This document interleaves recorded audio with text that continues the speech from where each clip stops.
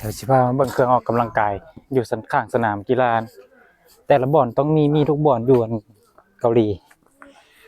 อันนี้ก็มันมีหลายเครื่องทั้งหลังเต็มเลยเนาะมีหลายแบบเลยสิให้เบิ่ง เอากล้ามเครื่องเอากล้ามมีหลายแบบ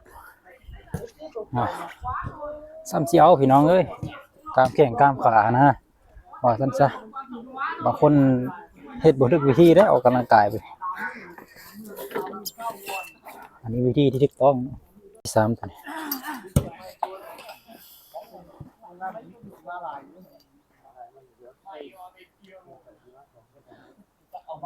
ประมาณนี้เนาะ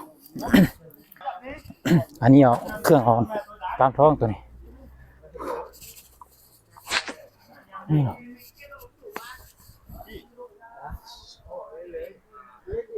มีหลายบ่อน4-5ประมาณ10เครื่องนะ